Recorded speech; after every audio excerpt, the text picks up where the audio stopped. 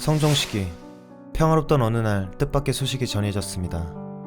전하, 세상이나 마상이나 죽은 덕성군 이민의 후처 구씨가 글쎄 오늘 아이를 낳았습니다. 덕성군은 태종의 손자로 전처와 사별한 뒤 구씨라는 여인을 후처로 맞이했었습니다. 그러다 덕성군은 전처와 후처 사이에서 아이 하나 낳지 못하고 생을 떠났죠.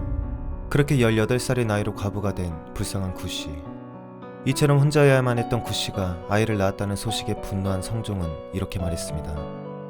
구씨가 종실의 아내로서 이런 추잡한 일이 있으니 마땅히 끝까지 추궁하여 정상을 알아내어야 한다. 영인군이 반드시 서로 가늠한 자를 알 것이니 물어보도록 하라. 여기서 영인군은 구씨의 양자였습니다. 성종은 왕실 종친이었던 덕성군의 제사를 지내주기 위해 영인군을 구씨의 양자로 들인 것이었습니다. 그래서 구씨의 아들이기도 한 영인군에게 물어보라고 시킨 것이었죠. 근데 사실 영인군의 성품은 그다지 좋지 않았는데 의붓 어머니인 구씨를 모셔야 할 의무가 있었지만 쥐뿔 신경도 안 쓰고 재산까지 빼앗아 튀었습니다. 구씨는 그렇게 몸쪽 몇 명만 의지한 채 남편도 돈도 없이 굶주려 가야만 했죠. 여하튼 왕의 명을 받고 온 영인군에게 구씨의 아이가 누구의 것인지 묻자 그는 이렇게 대답했습니다. 다른 사람은 친하고 가깝게 출입하는 자가 없었고 오직 어미의 언니의 아들 이인원이 항상 어미의 집에 임시로 살고 있다가 지금은 본 고향인 금산으로 돌아갔는데 이것이 의심스럽습니다.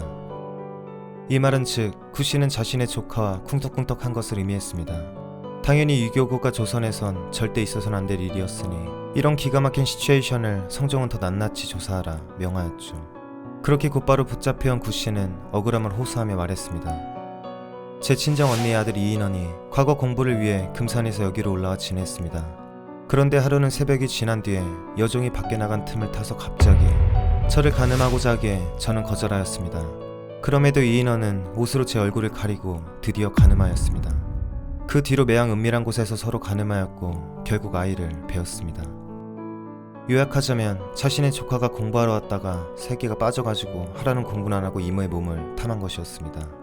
그러다 이모가 임신해버리니 뇌정지가 온 조카가 후딱 짐 싸서 주랭랑을 친 것이었죠. 그래서 붙잡혀온 이인원. 하지만 역시 양쪽 입장의 말을 모두 들어봐야 하는 것이었습니다. 이인원은 억울하다며 모든 것을 실토했습니다. 제가 일찍이 허벅지에 종기가 나서 누워있었는데 구씨가 와서 아픈 곳을 묻고는 그렇게 종기를 문지르면서 음욕의 빛이 있는 것 같았습니다. 그리고 이튿날 또 와서 종기를 만지다가 드디어 은근에 미치기에 제가 발로 후려 걷어찼습니다. 그 뒤 제 병이 나은 어느 날 어두운 밤중에 구씨가 나를 불러 밀가루 주어 먹게 하고 침방으로 끌고 들어가서 말하기를 내가 차라리 어우동이 되어 죽더라도 정욕을 참을 수 없다며 드디어 가늠하였습니다. 사실 어린 나이에 홀로 과부가 된 구씨에게 파릇파릇한 조카의 존재는 집안의 분위기마저 다르게 만들었습니다. 굶주림과 외로움에 사무쳐가던 구씨에게 조카는 외로움을 달랠 수 있는 유일한 남자였던 것이었죠. 그렇게 색에 빠져 왕실을 홀린 슈퍼 생녀 어우동이 되어 죽더라도 조카를 가늠하고자 한 것. 근데 이때 무엇보다 이상했던 것은 영인군이었습니다. 사실 구씨의 출산 사건이 숨겨질 수 있었지만 영인군의 친아버지 이재라는 인물이 꼰지른 것이었습니다. 알고 봤더니 영인군이 더 나쁜 인물이었는데 구씨는 자신의 임신 사실을 그 누구에게도 말하지 않았습니다. 그러다 출산할 날이 다가오고 고통을 참을 수 없자 몸종을 시켜 영인군에게 알린 것이었죠.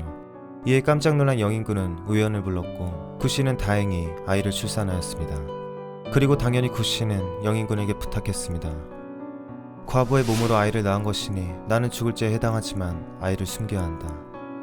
하지만 영인군은 불같이 화내며 갓난 아이를 빼앗아 친부에게 달려갔고 그렇게 친부 이제는 임금에게 일러 바친 것이었죠. 한편 이러한 와중 구씨를 보살피던 의녀가 이런 말을 했습니다. 이제 겨우 해산을 했으니 얇게 입으면 안 된다 하였더니 계집종이 옷 한 벌을 내어다 덮어주며 말하기를 이 외에는 옷이 없습니다 하였습니다. 또한 구씨가 술지개미를 먹고 싶어 그 계집종으로 하여금 사오게 하였더니 사올 쌀이 없습니다 라고 하였습니다. 이처럼 구씨는 굶주림과 추위에 떨며 외롭게 지낸 것이었습니다. 이에 많은 신하들이 영인군의 죄를 물어야 한다며 길길이 날뛰었고 성종은 마땅히 봉양해야 할 의무를 지녔음에도 전혀 하지 않고 오히려 불효한 것이라며 그를 파양시켰습니다. 이후로도 영인군에 대한 탄핵 요구가 끊이질 않았으니 그는 종친의 자격을 상실한 채 살아가야 했죠. 그리고 근친상간을 일으킨 구씨와 이인원은 법률대로 사형에 처해져 생을 마감하게 됩니다.